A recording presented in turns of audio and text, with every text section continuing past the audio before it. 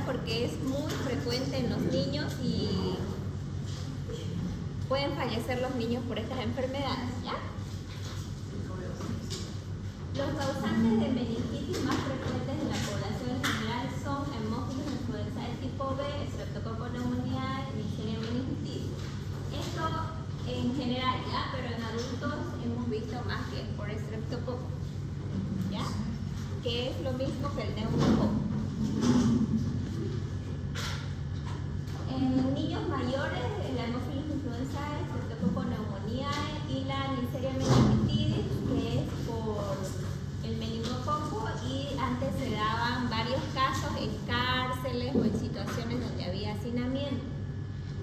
Vi un caso de, me parece, ¿no? Porque no lo confirmamos, de meningitis por meningococo, porque tienen las manchas típicas, ¿no? Entonces, nuestra paciente, mi paciente, bueno, yo era R1, y le pusieron solo ceftriaxona, estaba a dosis normal, ceftriaxona cada 8, entonces iba empeorando, pero bueno, yo no había rotado neuro todavía. Se le mantuvo nomás y la paciente se murió, pero estaba empeorando en reumato, en mi rote de reumato de R1 ya. Y creo que tenía una ITU también así, ¿no? Solamente los antibióticos sin permiso del jefe, pero ya igual se murió, digamos. Yo creo que necesitaba más, incluso banco, ¿no? Porque el tratamiento era con banco.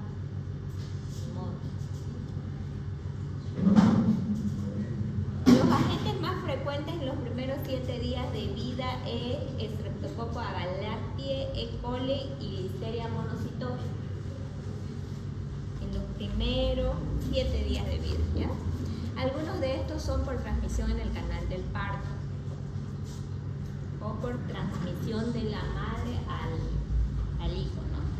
El síndrome meningio, esto tienen que saberlo muy bien, que cuando yo esa vez que pasó no lo sabía, porque no había rotado neuro.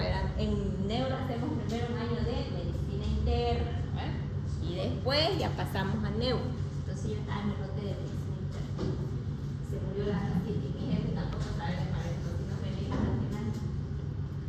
La paciente tenía ese meningococo, pero parece que tenía primero como causa de hito y después fue rápido su deceso, porque en 3 días ya falleció.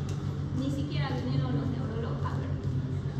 Ya, ustedes van a saber los signos meningios y van a hacerlo, ¿ya? Cuando haya un paciente con ¿qué signo? Fiebre, hay que fijarse si tiene rigidez de nuca, alteración de la conciencia, irritabilidad, fotofobia, dolor de cabeza, vómitos, anorexia, bronquitis, convulsiones o déficit focal. Esto seguramente en la paciente que falleció ocurrió, pero ya tan rápido que en un día no lo detectamos ya cuando estaba muriéndose, ¿no? Pero ¿quiénes saben hacer signos meningios? ¿Cómo se hacen, saben? Se mueve la nuca y mueve la... ¿Cómo es? A ver, vamos a hacer aquí. ¿Quién se sienta aquí?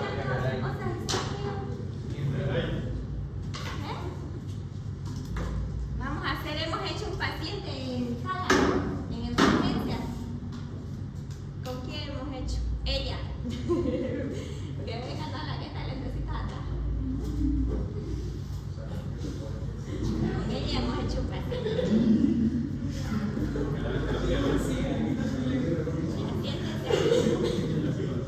Ya. Cuando el paciente viene con fiebre, con rigidez de nuca, alterada su conciencia, irritabilidad o fotofobia, cefalea, vómitos, hay que hacer rigidez de nuca, ¿no? Entonces ella tenemos que flexionar. A ver, deje que toque al externo. Aquí, muy bien. Y nuestro paciente cuando está con signos meningios uno le hace así y ahora no den que se puede hacer. Entonces, así se ponen los pacientes. Y al girar, cuando está normal, gira normal. Y cuando está con rigidez de nuca, ya no gira. Ya. Kerning es levantando la extremidad. El Kerning tiene que doblar la rodilla. No deja que yo levante recto, ya, doble. Kerning 1 es que en este mismo miembro inferior que yo levanto, ella dobla la rodilla. Y Kerning Kernigg 2 es que yo levanto este, pero dobla el otro. A ver, así un poquito alto ahí. Porque lo normal es que estén los dos rectos. Los dos rectos, a ver, eso, ya. Entonces, Kernigg 1 dobla esta rodilla. Kernigg 2 me fijo en la otra, no es que no doble esta, dobla las dos, pero en el Kernigg 2 me fijo que la otra igual está doblando un poco. ¿Ya? Y Brudzinski es que al flexionarle así, dobla las rodillas. ¿Ya? Y Pedro Pont es que al sentarla, cuando están echados los pacientes, yo lo siento y dobla las dos rodillas. Entonces se trata de que el paciente quiere que estiremos sus nervios, ¿no? Porque hay un movimiento, una tracción al tratar de estirar el miembro inferior. Desde allá viene el ciático mayor a traccionar un poco la médula, las raíces nerviosas, a mover un poco la aracnoides vía madre. Y lo más importante sí es la rigidez del disco. Kernigg Brudzinski a veces no está. Y los niños, pueden sentarse.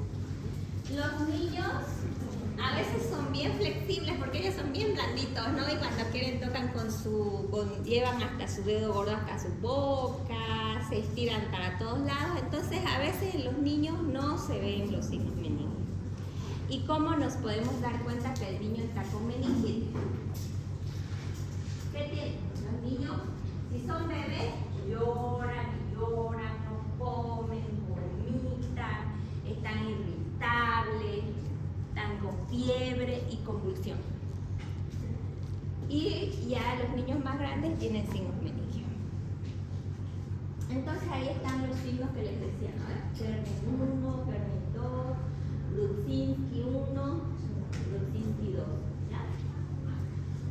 Todo se trata de doblar las rodillas, que no tiene que estirar. Kernigg 1, Kernigg 2, Brudzinski 1, Brudzinski 2 y el Pedro Pons igual, que al sentarlo dobla las dos rodillas. Entonces esto está en el libro de Fustinoni. Si quieren leer profundamente y aprender más neurología semiológica, es el libro de Fustinoni. Es pura neurología semiológicamente. Ya, aquí vemos antes cómo estos niños estaban en un opistótono, inclusive a ese grado llegaban. Ahora ya los médicos tienen más conocimiento porque ya se leen estudios de otros países y ya hay metaanálisis y ya la ciencia no está tan oculta, ¿no? En cambio antes era puro libro y si no había en tus libros, ¿qué experiencia uno iba a tener de lo que estaba ocurriendo en la India o en otros países y la experiencia de otros colegas? Entonces era más difícil la medicina. Ahora es tan fácil que agarramos el celular y si no sabemos alguna enfermedad, la leemos este rato o el chat. Ya, entonces, antes llegaban a un estado más grave los pacientes, ahora ya no. Y tenemos también ahora más estudios de líquido cefalorraquídeo, porque antes no había el PCR, que es la reacción en cadena de la polimerasa, que ahora nos salva muchas vidas y también nos da el diagnóstico correcto, bien conciso, con nombre y apellido del germen. Nos dice qué virus, qué bacteria es, pero antes no lo tenían, entonces estaban en la duda qué será eso. Doctora, y los signos que mencionó hace ratito se producen por la irritación meningial, o sea, ¿qué hace que Hay un edema cerebral también. uno levante la pierna y hay flexiones? Ah, sí, es porque están las meninges inflamadas. Y eso es un reflejo. Ajá, y también el movimiento, a veces hay tejido purulento, hay pus misma ahí en medio, y el movimiento ahí les duele más, por eso no quieren mover. Y está el cerebro edematizado también. Y de todos esos gérmenes, según su experiencia en la anamnesia, ¿qué refieren los pacientes? Para diferenciarlos, No obviamente yo sé que se le referencia en un cultivo sobre ya las pruebas, pero ahí en la anamnesia. la anamnesis, el paciente llega le dice que le duele la cabeza. No, pero me refiero Al foco, es muy diferente el foco, depende de la edad del foco, porque por ejemplo el bebé Que le dio meningitis ni habla nada, no le dice nada, llora, no. Entonces ahí uno tiene que ver que fue el canal del parto o que le dio una oncefalitis, o sea que lo cortaron con una tijera contaminada, o si es un niño le dio una diarrea primero, si es un adulto le dio una neumonía, si es uno que estuvo en la cárcel puede ser tuberculosis que le dio primero. Así. Algunos tienen heridas, otros hasta el tétano después de meterse un clavo, que eso es más infrecuente. Pero hay que buscar, como él dice, es muy importante buscar la causa. De ahí ya nos dice mucho de qué puede ser que germen y qué tenemos que hacer con ese paciente. Es muy importante eso. ¿Ya? Entonces la infección temprana es secundaria de embarazo, parto, ahí lo que él nos decía, ¿no? Los antecedentes. Los datos de sepsis y distrés respiratorio nos habla que puede tener una infección. Como hay niños que se pasan, ¿no? Y empiezan a tener salam, la broncoaspiración, líquido cefalorraquídeo, líquido amniótico, empiezan a aspirar y ya les da neumonía y después ese mismo germen es lo más probable que vaya al cerebro. La infección tardía de 7 días a 3 meses puede tener signos no específicos, convulsiones, alteración de la conciencia, focalización. Aquí no se ve bien, ¿qué dice? Características y resultados de los estudios reportados de la prevalencia de meningitis bacteriana en niños jóvenes con primeras crisis convulsivas y fiebre. Bueno, lo importante es que si el bebé llega convulsionando con fiebre, cefalea, irritabilidad o ya se está apagando, entra en un estado de somnolencia, sopor, hay que hacer punción lumbar. ¿Ya?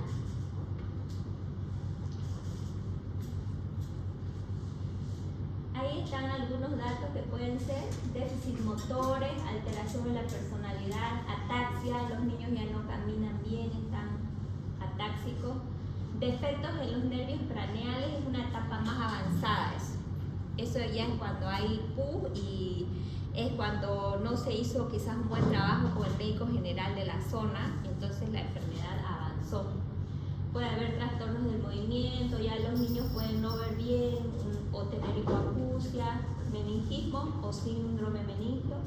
Difusión autonómica es la fiebre, hipertensión, hipotensión. Difusión sensorial, disfagia, ya no comen en fase más avanzada, ¿no? Aquí se hizo un estudio para ver el NNT. ¿Qué es el NNT? Es el número necesario a tratar para encontrar algo. En este caso, para detectar un caso de infección en el sistema nervioso central de los niños de 6 a 72 meses, ¿cuántos años serían 72 meses? A ver, sáquenmelo. 6 años. De 6 a meses a 6 años fue de 550 pacientes en convulsiones febriles simples. O sea que se hizo un estudio de 550, dice, en 550 pacientes a uno nomás encuentran que tiene meningitis si tiene una convulsión febril simple. O sea que convulsionó una sola vez, una convulsión de menos de media hora. ¿Ya? En cambio, cuando la convulsión es febril compleja, de cada 180 pacientes, uno sí tiene meningitis. O sea que de aquí concluimos que si el paciente tiene una sola convulsión febril, pueden no hacer la punción lumbar. Pero si el paciente tiene 2, 3 o más convulsiones febriles, o sea, convulsiones asociadas a fiebre, es más probable que tenga meningitis. Y si tiene 3, 4, 5, obviamente más probable. Hay uno de cada 100 PL que hagan va a salir positiva. ¿Se entiende eso o no? El número necesario a tratar significa que cuando la convulsión febril es simple, o sea, hay una sola crisis, es muy raro que nos salga una punción lumbar alterada. Pero si son 2 crisis y ya llega a ser una convulsión febril compleja. También se llama compleja cuando la crisis dura más de 30 minutos. En ese caso ustedes puncionan a 180 niños y uno les va a salir alterado. Entonces, lo que quiere decir la literatura es que vale la pena puncionar cuando hay más de 2 crisis convulsivas asociadas a fiebre. No van a puncionar a los que no tengan fiebre, ¿no? ¿Por qué esto? Porque vemos que en niños no hay tanta rigidez como en adultos. Si fuera un adulto no lo tomamos en cuenta esto, porque los adultos sí les da rigidez de nuca, es más probable que tengan carne Bruscinski. Pero los lactantes no, ellos son bien blanditos y son un poco hipotónicos, ¿no? Uno los hace, se doblan para todos los lados los niños. Por eso es que no hacen rigidez como los adultos. Ya, la tinción de Gram, lastimosamente la tinción de Gram aquí ni en Santa Cruz ni en La Paz no suele salir positiva. Hemos tenido casos de streptococo neumonial, pero unos 3 casos y ya unos 15 años ya estoy trabajando, ¿no? Entonces, no es frecuente que nos diagnostiquen por la tinción de Gram. ¿Por qué? No lo sé. No lo he estudiado esa parte, ¿por qué no nos diagnostican? En otros países no sé cómo será, pero los cultivos generalmente igual nos salen negativos. Lo que ahora tiene más probabilidad de darnos una positividad del germen causal es el PCR, que es la reacción en cadena de la polimerasa. ¿Aquí qué dice? ¿Quién sabe inglés? Amir. ¿Están pintados de rojo? Son los diplococos gram negativos. No, los neutrófilos están de rojo y los diplococos gram positivos están pintados de azul. Ah, ya. Entonces, estos son los neutrófilos y estos son los diplococos, ¿no? Entonces, una meningitis por streptococo pneumoniae.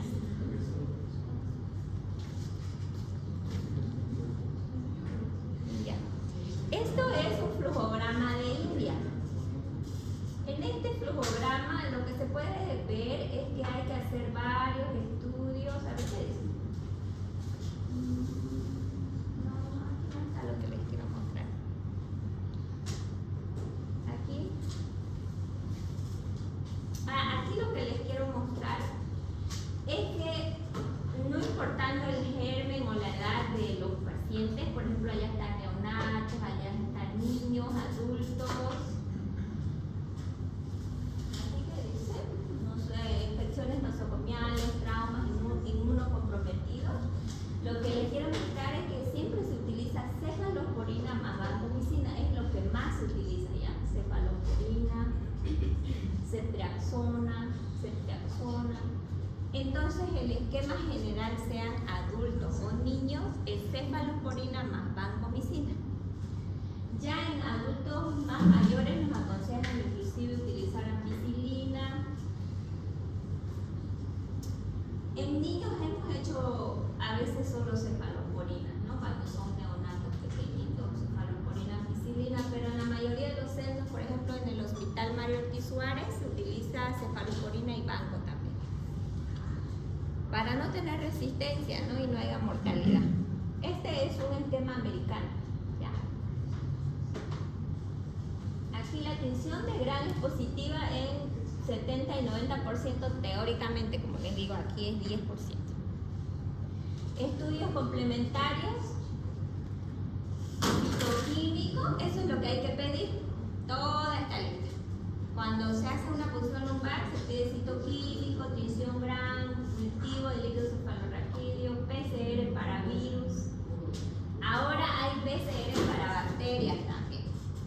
Hicimos un estudio con una bioquímica francesa que trajo reactivos de PCR de Francia y pudimos detectar varios virus, influenza B, streptococo, neumococo, muchos gérmenes, porque en otros países tienen el PCR disponible para muchas bacterias.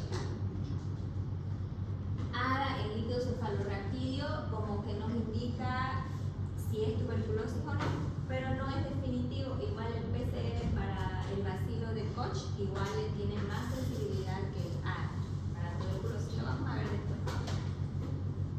Ahí está el PCR, tinta china, BDRL, RPR, para todo eso se puede hacer el líquido cefalorraquídeo. Pero la sensibilidad y especificidad varía, ¿no? ¿Y qué es lo más útil? útil el PCR, porque PCR es encontrar al germen mismo, es encontrar como si somos investigadores, sería encontrar al culpable, al asesino. Los demás a veces es como encontrar testigos, como encontrar videos, sospecha, pero el PCR es encontrar al asesino y ahí ya decimos hay que darle comer, ¿no? Es lo más importante, ¿ya? El citoquímico es un análisis de la situación, de cómo está el líquido cefalorraquídeo, pero ahí no nos dan el germen. El cultivo, como les dije, casi nunca nos dan los gérmenes, pero igual los pedimos, porque una vez al año nos sale el germen. Este es el protocolo de Colombia, que es similar al que utilizamos aquí. El flujo lateral y tinta china es para buscar hongo. ¿Por qué? Porque cuando un paciente tiene una meningitis por hongo, tiene los mismos síntomas. Y no vamos a saber si es bacteria, si es tuberculosis, si es hongo. La única forma que nos vamos a poder guiar correctamente es con los estudios. El flujo lateral nos identifica al criptococo neoformans, que es el más frecuente de los hongos. La tinta china igual nos diagnostica criptococo. Y el cultivo micológico nos puede identificar otros hongos, ¿no? Cándida y otros. Aquí las características del líquido cefalorraquídeo en niños con y sin meningitis. Entonces aquí está lo normal. Ven que lo normal es que sea en adultos menos de 5 células. En niños puede ser hasta 10 en los neonatos, ya en los lactantes, hasta 8, por ahí podemos encontrar de forma normal. Pocas células, casi nada, ¿no? Pero ya cuando es meningitis, están más altas. Si ya están más de 15 células, ya nos hace sospechar de algo autoinmune. Si están más de 20, 30, ya algo infeccioso. No tienen que haber leucocitos en el líquido cefalorraquídeo. Luego que encontramos las células, por ejemplo, encontramos 1000 células, tenemos que identificar si el predominio es polimorfonucleares o mononucleares. ¿Qué significa si el predominio es polimorfonucleares? ¿Qué es bacteriana? ¿Quién dijo bacteriana? Alguien dijo, ¿no? O están charlando de otra cosa. Los de ya están con celular, ya tienen menos 2 puntos. Todos los que tienen celular, yo me acuerdo.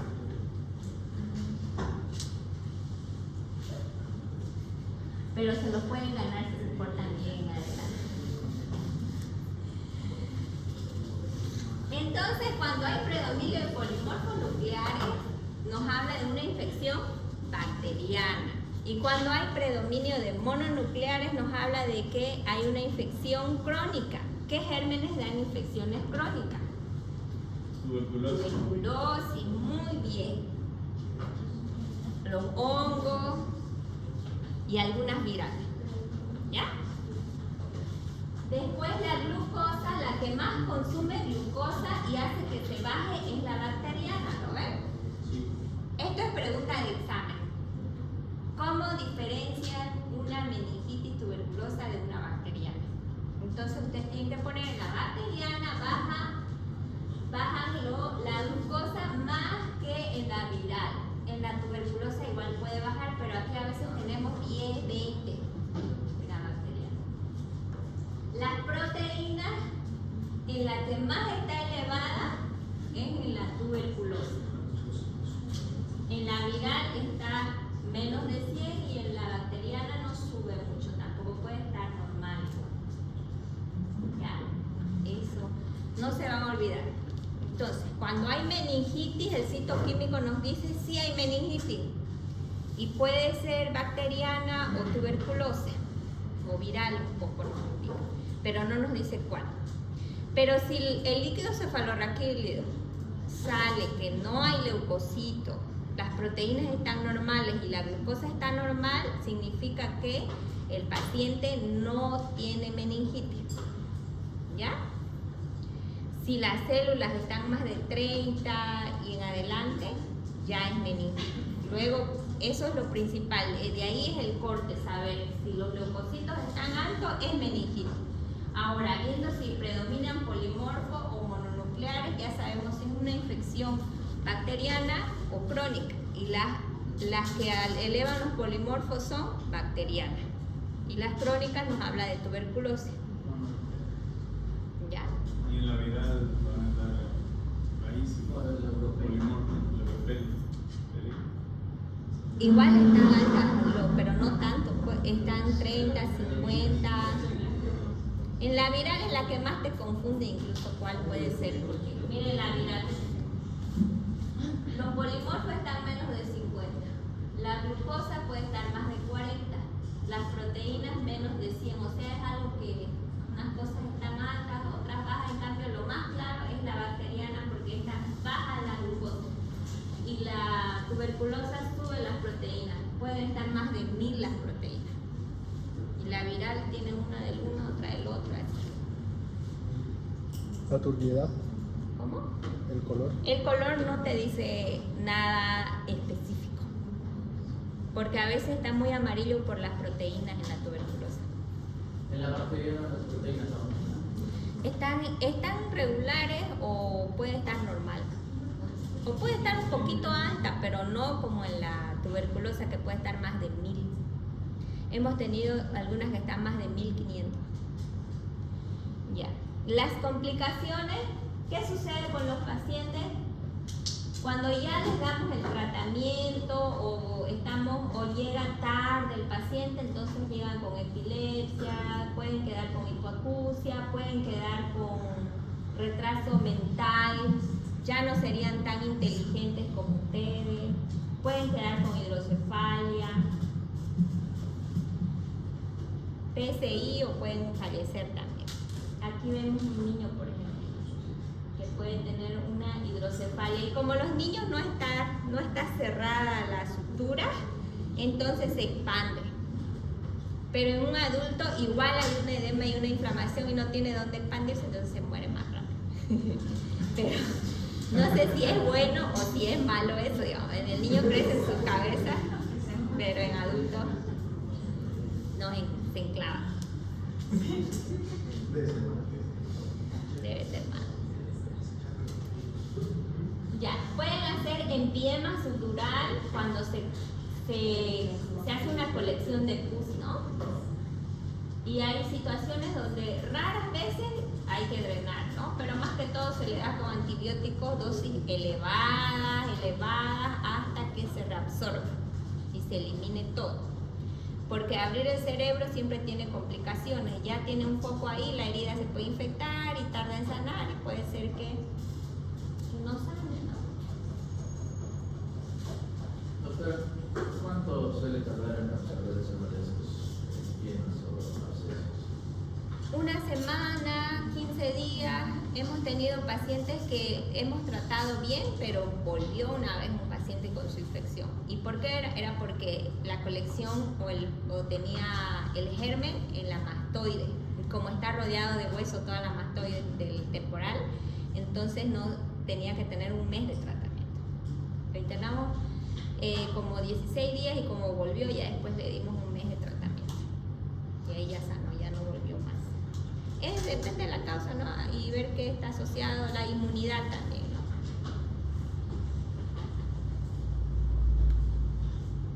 Esta es la terapia empírica. ¿Qué más dice? Y los datos según el cultivo. Son los tratamientos, pero similar al primero que les enseñé, ¿no? Aquí miren, dice ampicilina en los niños de 0 a 1 mes, luego dice cefotaxima, ampicilina y aminoglucósidos, porque vimos que en niños puede igual haber gérmenes gram negativos como causa. Pero luego ya nos pasamos a ceftriaxona y vancomicina ya de 3 meses a 21 años. Y así, esto es de acuerdo a los gérmenes, la mayoría dice ceftriaxona y vanco. Entonces es el esquema, ¿no? Pueden utilizar cefotaxima y vanco. Si yo les pregunto cuál es el tratamiento antibiótico para las meningitis bacterianas, ante sospecha de meningitis bacteriana, o cuando está confirmado, cefotaxima y van. Y ya, saberse las dosis por kilogramo de peso significa que pueden ser pediatras. Porque los pediatras tienen que manejar todo por kilogramo de peso.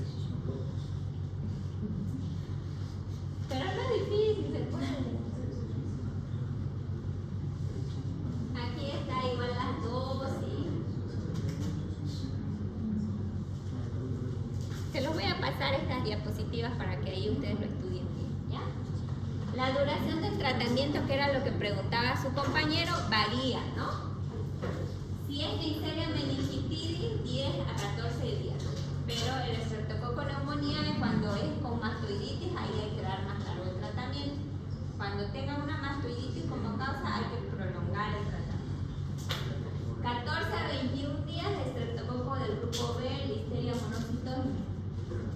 Y este 21 a 29 días, Enterobacteria. Salmonella. Tuvimos un paciente con una herida por salmonella y meningitis y tuvimos que dar casi un mes de tratamiento. El uso de dexametasona es por pocos días, ¿ya? El pronóstico es 5 a 10% de mortalidad. La hipoacusia ocurre en las Neisserias meningitidis más que todo y en la neumocosis. Y estos son los que dan más meningitis recurrente. Las meningitis subagudas están los hongos, el Histoplasma capsulatum, coccidioides, sigmitis, infecciones virales como el citomegalovirus y el virus de la inmunodeficiencia humana, que igual puede producir meningitis. Hay prevención con la vacuna pentavalente. Entonces, los inmunosuprimidos es bueno que reciban las vacunas. Todos los diabéticos, los renales, se les puede dar. ¿Qué dice? Mateo 4:4. No solo de pan vivirá el hombre, sino de toda palabra que sale de la boca de Dios. Tengo meningitis tuberculosa más para que avancen. Es temprano, ¿no ves?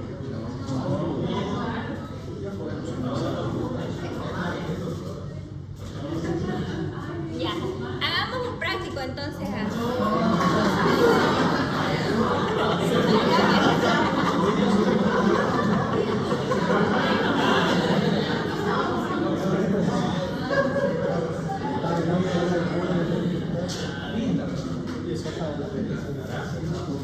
Ya, avancemos esto más.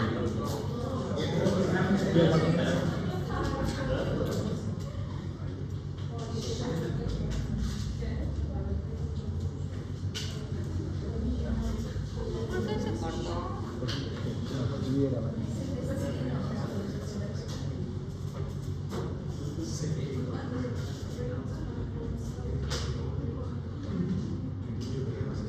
¿Qué pasó? Ahí está. Tengo que cerrar esto. Ahora, ya.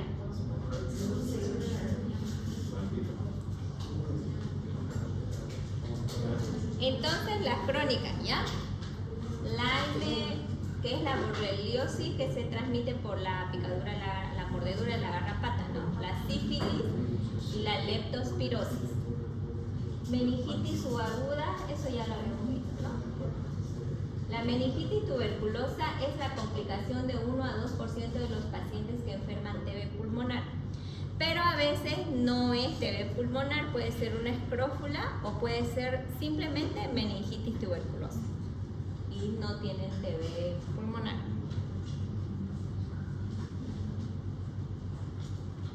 Esto es lo que les había mostrado en el otro. Este según el libro, que si ustedes lo pueden conseguir, este libro es bonito, de Neurología de Colombia, de la OMS, que es como para estudiantes de medicina, así como para ustedes, muy bonito. Y es Suramérica, ¿no? Aquí ven en la bacteriana proteínas, dice de 80 a 500, pero generalmente es más baja, ¿ya? Es de 40 a 150 más. La glucosa sí, puede ser 10, 20, 15, 30, 40. Y predominio de polimorfo. Las virales 5 a 300 células por ml, las proteínas de 30 a 100, la glucosa normal y predominio mononuclear. La tuberculosa, células de 100 a 600 generalmente, pero a veces puede ser 50 también. Las proteínas pueden ser hasta 1000, 2000. La glucosa puede estar 40, 50 y predominio mononuclear. Aquí el predominio no te dice así el resultado, ¿no? Siempre se dice el predominio sobre 100.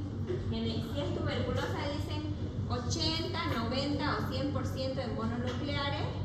Si por ejemplo dice 90% de mononucleares y 10% polimorfo, ¿en qué se piensa?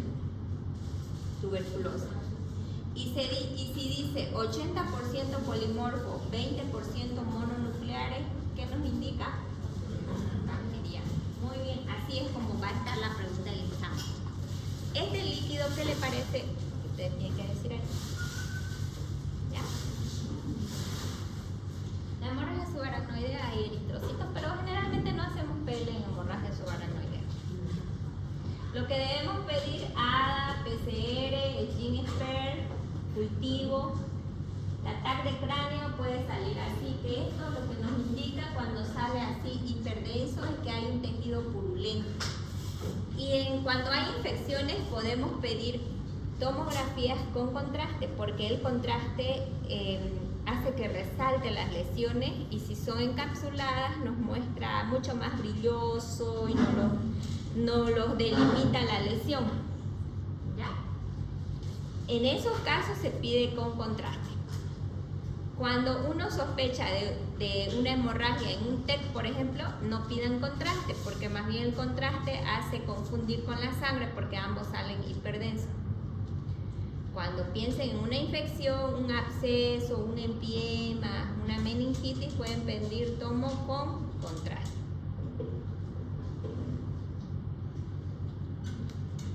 La tuberculosis es la más frecuente infección de las que producen hidrocefalia. Entonces, cuando viene un paciente con un cuadro de sepsis, con fiebre, y tiene hidrocefalia en su tomografía, lo más probable que tenga es tuberculosis. Produce más que las bacterianas, incluso. ¿Ya? Eso es una hidrocefalia o con dilatación ventricular. ¿Esto qué es? Un absceso tuberculoso. Tuvimos un paciente que era enfermero de unos 18 años, ¿sí? Que hacía auxiliar, no estaba trabajando y estudiando. Ha debido tener más unos 24 años. Ya, pero él se pensaba que era un tumor cerebral. Entró a quirófano, le hicieron la biopsia, porque su imagen era un poco más grande que esta. Así. Y salió que era tuberculosis, un tuberculoma. O sea que la tuberculosis puede simular un tumor cerebral también, pero no es lo más frecuente. Puede ser. En niños es frecuente la vasculitis tuberculosa y pueden simular infarto cerebral. Tuvimos el caso de un niño que estaba con sus imágenes como infarto múltiple aquí, y el paciente con rigidez de nuca, con fiebre, leucocitosis, era algo infeccioso. Yo digo, hay que hacer PL. Y el neurocirujano de saber dijo, no, se ve fea la toma, no hay que hacer PL. Hasta que estuvimos peleando entre hacer el PL, y ya el paciente empeoró mucho y al final yo le hice la PL y salió TB. No había cómo diagnosticar más, ¿cómo más? Tiene que ser con PL. ¿Qué le pasó al paciente? Quedó con más discapacidad. Pero la cosa es que tenía que hacerlo el pediatra la PL, porque esos días yo estaba sola en todo el hospital y tenía un montón de pacientes, esto y me voy, digamos, esto y me voy. Y no lo hicieron hasta que fui y lo hice ya, pero ya quedó con más secuela. Entonces, este es un artículo muy bonito que quiero que se lo descarguen y lo lean completamente. Lo van a buscar, ¿ya? Entonces nos muestra esta tabla que es muy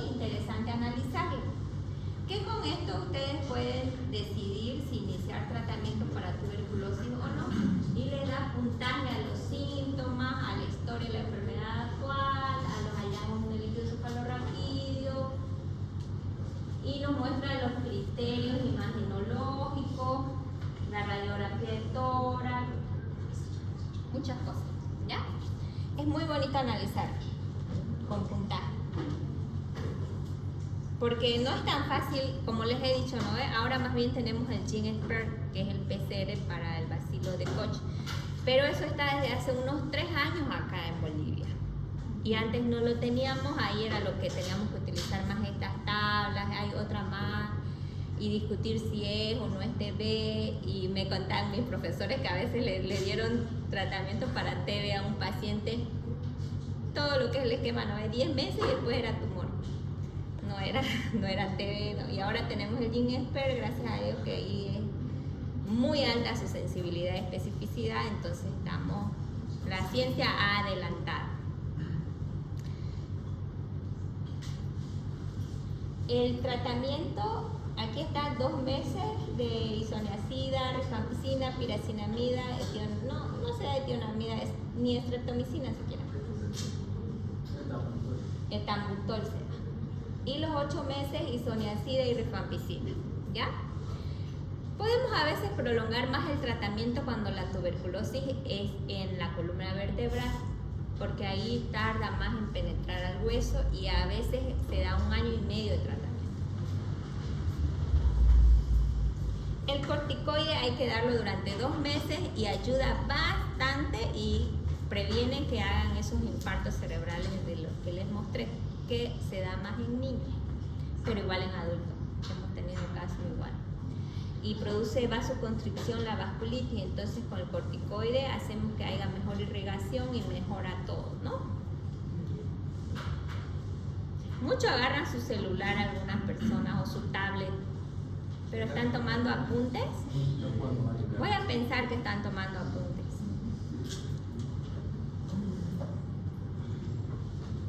Ya, la mortalidad de la meningitis tuberculosa es de 10 a 20%. Y las secuelas neurológicas, miren tanta secuela que deja.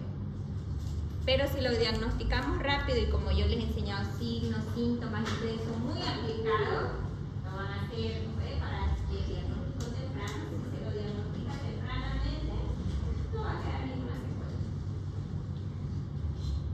Porque algunos quizás van a ser médicos generales, entonces lo ven de primerito al paciente, lo revisan bien, inician tratamiento y se restablece. La neurotoxoplasmosis da más a pacientes con VIH. Pero lo hablaremos con el VIH del toxoplasma. Aunque también es congénito, ¿no? Este es paciente con VIH. Ya. Pero lo vamos a hablar de la neurotoxoplasmosis en pacientes con VIH, ¿ya? Bueno, quiero decirles que hagan todos ustedes bien sus cosas y en mis vacaciones aprendí una cosa que les voy a enseñar. Aprendí que hay una palabra en hebreo que significa ágora, que es hebrea y que no hay traducción al español de ágora. Ágora.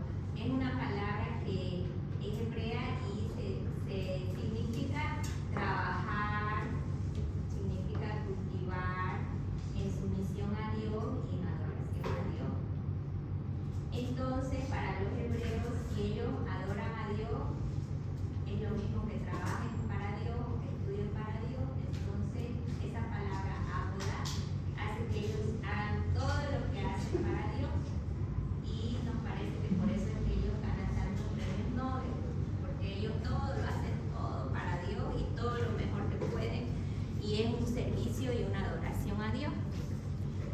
Entonces, por eso, a pesar que es una nación que tiene menos años que la mayoría, quizás sea la nación más nueva, se supera mucho y tiene nuevas tecnologías, hace muchos estudios científicos y se desarrolla todo lo mejor que pueden, porque ellos todo lo que hacen lo hacen lo mejor que pueden, porque es un servicio para Dios. Y esa palabra no la tenemos en español, porque en español servir es una palabra, cultivar es otra, adorar es otra. En cambio, abodá significa todo en uno. y significa que Dios ve todo lo que ellos hacen y ellos lo hacen todo, su estudio, su trabajo, su profesión, todo lo hacen para Dios. Su servicio con los pacientes, sus nuevas, ¿cómo se dice? Sus nuevos estudios científicos, sus adelantos tecnológicos, todo lo hacen para Dios. Entonces, quizás por eso ellos tratan de hacer todo lo mejor, ¿no?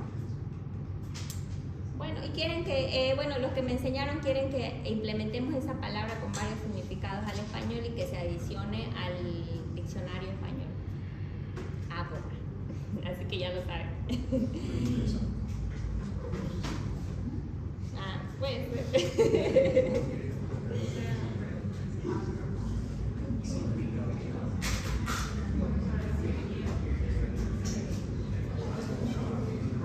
Voy a tratar de tomar lista ya.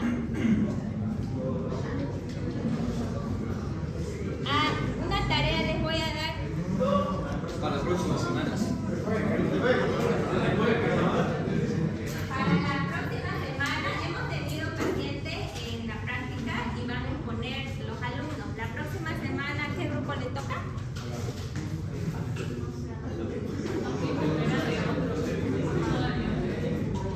Ustedes que son con epilepsia.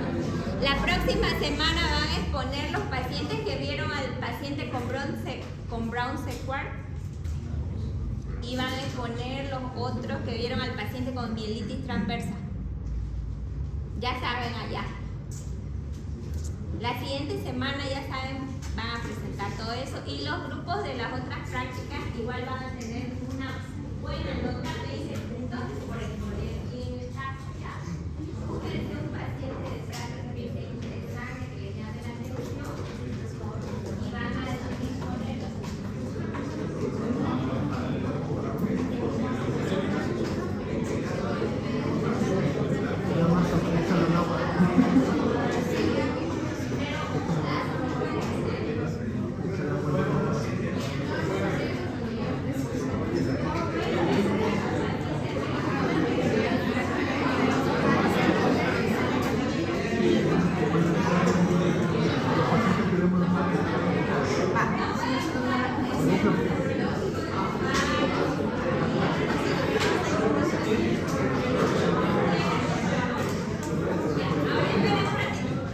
Esta exposición va a valer 20 puntos, ¿ya?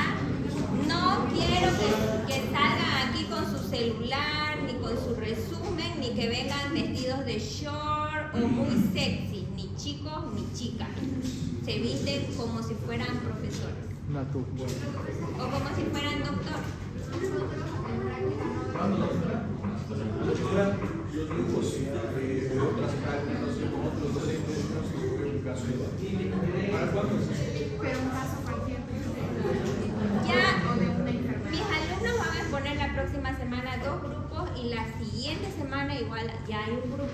Sería para en 3 semanas ya tienen que irme diciendo ya. Les puedo dar más tiempo porque sé que quizás no vean y puedan buscar, pero tienen que ser para este semestre. ¿Cómo? Pueden exponer de a 2, de a 3, de a 4 o de 5 personas, ¿ya? Máximo 5. Hay grupos donde no hay pacientes en práctica. Pregúntenle a la doctora, a Fabiana, qué pueden hacer porque deberían ver pacientes.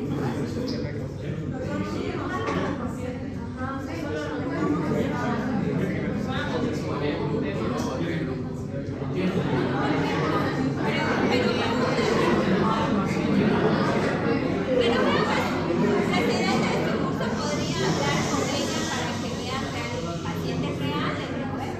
Porque es lo correcto.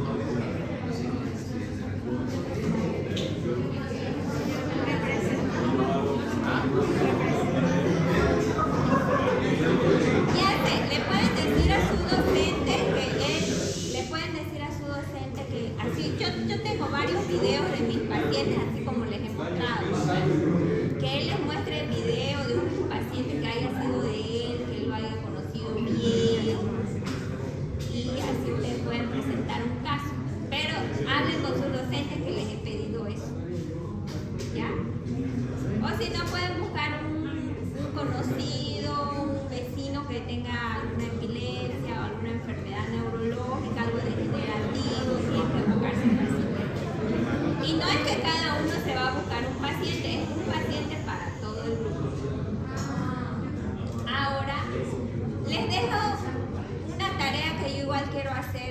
para ambos. Otra más. Esta tarea es para los que quieran eximirse en neurología. Yo quiero. Tienen que publicar un artículo en una revista científica.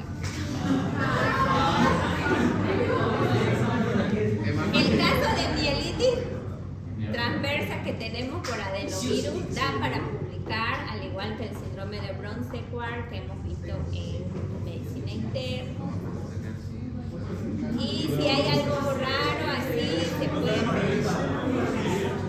Pero no es internacional, pues. No, puede no ser de nada. Hay de medicina interna, hay de infecto, hay de psiquiatría. Hicieron la revista de la Sirve.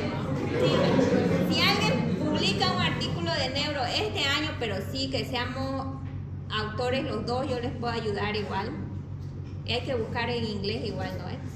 Tiene que ser, no es que van a copiar y me van a decir este es mi artículo, no. Puede ser un reporte De de casos. neuro tiene que ser. Puede ser un reporte de casos. Un reporte de casos. Claro, Base Report es excelente. Ya si alguien publica, ya va a tener 100 en neuro. ¿Cuántos meses tienen? 3 meses. Marzo, abril, mayo, junio. Nos hubiera dicho.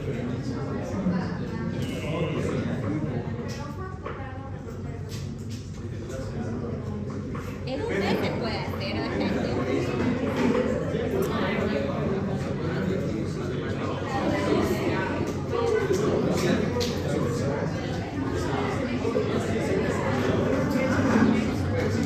Pero a mí me han dicho que algunos saben publicar.